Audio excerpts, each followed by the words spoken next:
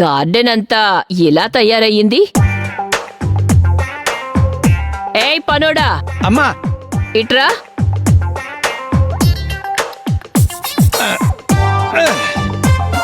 రా త్వరగా. పిలిచారా? లేదు, అరిచాను. ఎందుకు అరుస్తారు? బీపీ వస్తుంది. No BP, be happy. ఏయ్ ఆపు. సరే మేడం. మేడం, ఒక చిన్న ప్రశ్న. వచ్చిన దగ్గర నుంచి లోన తొలిచేస్తుంది. అడుగు. మీ వారెక్కడా కనిపించటం లేదే? ఆయన వెళ్ళిపోయారు. ఎప్పుడు వస్తారు? తిరిగి రాని చోటుకి వెళ్లారు. అంత ప్లేసు ఈ భూమి మీద ఎక్కడుంది?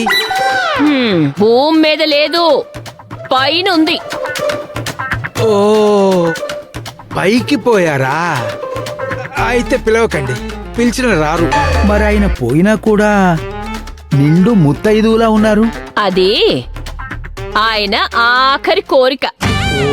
నన్ను పైలోకాల నుంచి బొట్టు సౌభాగ్యం లేకుండా చూడలేను, ఎప్పటికీ నిండుగా కనిపించాలని ప్రమాణం చేయించుకొని పోయారు. పోన్లేండి, మరి నన్నెందుకు పిలిచారు? నిన్ను ఇంట్లో పెట్టింది ఎందుకు? పనికి. ఏం పనికి? అన్ని పనులకి. మరి ఎందుకు చేయలేదు? ఏం చేయలేదు? ఈ గార్డెన్ కి ఎందుకు నీళ్లు పోయలేదు? గార్డెన్ చూడు, నీ మొహంలాగా వాడిపోయింది. రోజుకి ఎన్నిసార్లు తింటావు? ఈక్వల్ ఇంటర్వెల్స్ లో 3 గంటలకు ఒకసారి 6 సార్లు తింటాను. Doctor suggested, you know. పనికి మాలినోడివి నువ్వే అన్నిసార్లు తింటే మనకి గాలి, ఆక్సిజన్ను అందించే మొక్కలకి, చెట్లకి నీళ్లు పోయటానికి ఏం రోగం? మొక్కలు పచ్చగా ఉంటేనే నీకు భోజనం. చెయ్యి ముందా పని.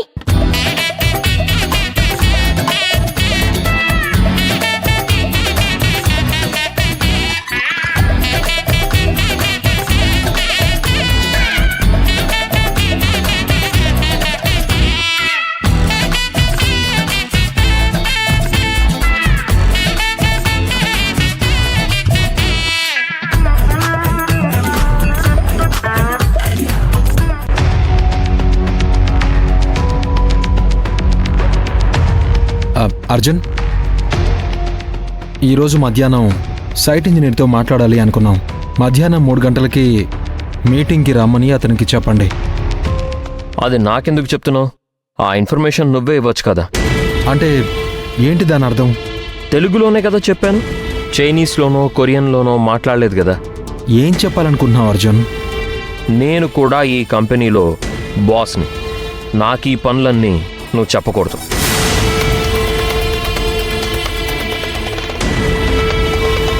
అందుకోసం కొంతమంది ఎంప్లాయీస్ ఉన్నారు. అంటే managers, assistant managers, PR team, వాళ్ళకి ఈ పనులు చెప్పాలి. నువ్వు బయట నుంచి వచ్చిన వాడివి, ఇంత అడ్వాంటేజ్ తీసుకోవడం నేను సహించలేను.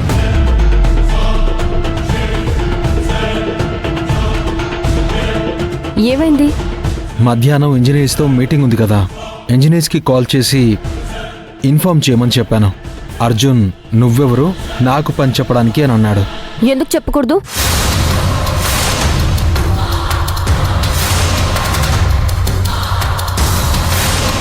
నువ్వు కూడా మా టీంలోనే కదా ఉన్నావు అర్జున్, ఎందుకు నువ్వు ఈ పని చేయవు?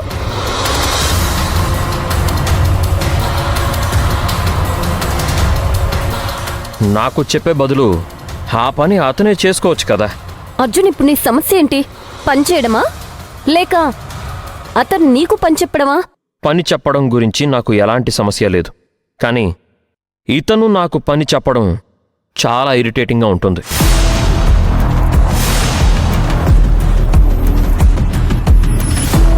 ధర్మతేజ నీకు పని చెప్తాడు అర్జున్, ఎందుకంటే అతని ప్రాజెక్ట్లో పార్ట్నర్. ధర్మ చెప్పిన పని నువ్వు చెయ్యాలి.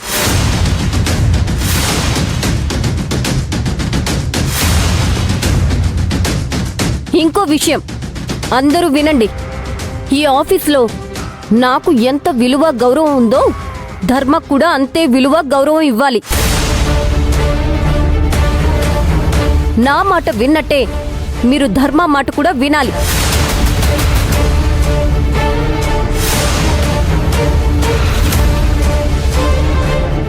అర్జున్, నువ్వు కూడా అంతే.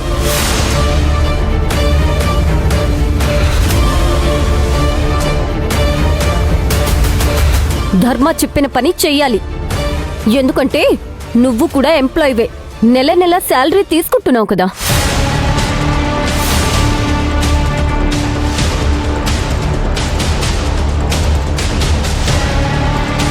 శివగామి, ఎందుకు ఇలా మాట్లాడుతున్నావు? నువ్వింత సీరియస్గా తీసుకోవాల్సిన పెద్ద విషయమా ఇది? నేను ఇంజనీర్కి కాల్ చేశాను, కానీ ఫోన్ కనెక్ట్ అవ్వలేదు. అందుకే ఒకసారి అర్జున్ని ట్రై చేయమని చెప్పాను, అంతే. మిస్టర్ ధర్మతేజ, నా దగ్గర ఇలాంటి డ్రామాలు పెట్టుకోవద్దు. ఇలాంటి డ్రామాలు నేను చాలా చూశాను.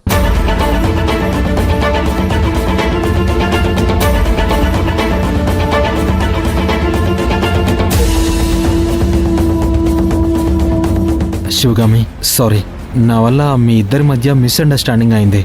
ఇది రోజు జరిగేదే ధర్మ. ఈ మధ్య తన పద్ధతి సరిగ్గా లేదు, చాలా విచిత్రంగా ప్రవర్తిస్తున్నాడు. కొన్నిసార్లు నేను ప్రేమించి పెళ్లి చేసుకున్న అర్జున్ ఇతనేనా అని అనుమానం వస్తుంది. కానీ నువ్వు అలా మాట్లాడకుండా ఉండాల్సింది. వెళ్ళి అర్జున్తో కలిసి మాట్లాడు. ఒక మనిషి మారాడు అంటే దానికి చాలా కారణాలుంటాయి. ఆ కారణం ఏంటో అడిగి తెలుసుకో. ఈ మిస్అండర్స్టాండింగ్ ఒక రకంగా క్యాన్సర్ వంటిది. మనం దాన్ని గమనించకపోతే అది పెరుగుతూనే ఉంటుంది. అది తక్కువగా ఉన్నప్పుడే ట్రీట్మెంట్ ఇవ్వడం మొదలు పెట్టాలి, లేకపోతే దాన్ని క్యూర్ చేయలేం. అలాగే మనస్పర్ధలు కూడా అంతా తెలుసుకుని అర్థం చేసుకోవాలి, లేకపోతే చాలా ప్రాబ్లం అవుతుంది. నేను చాలాసార్లు ప్రయత్నించాను. అతని మనసులో ఏముందో తెలిస్తేనే కదా సమస్యకి పరిష్కారం దొరుకుతుంది. ఇట్స్ ఓకే, నువ్వు దాని గురించి ఎక్కువ ఆలోచించుకో.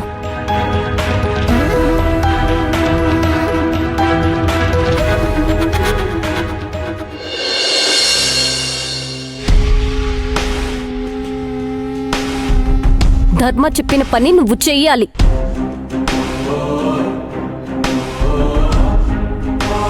నువ్వు కూడా ఎంప్లాయీవే, నెల నెల శాలరీ తీసుకుంటున్నావు కదా.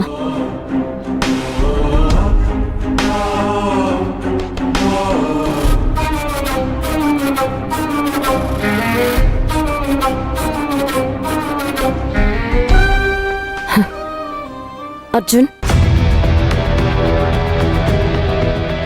నా మీద కోపంగా ఉన్నావా? పని విషయంలో అలా ఉండలేం కదా. మన పని మనం చేసుకోవడంలో ఏంటో మనం చెప్పు. చెప్పేవాళ్ళు ఎవరైనా కానీ పని మనదే కదా. ఆ క్షణంలో కోపం వచ్చి నేను అలా మాట్లాడాను. నువ్వేమైనా హర్ట్ అయి ఉంటే ఐఎమ్ రియల్లీ సారీ.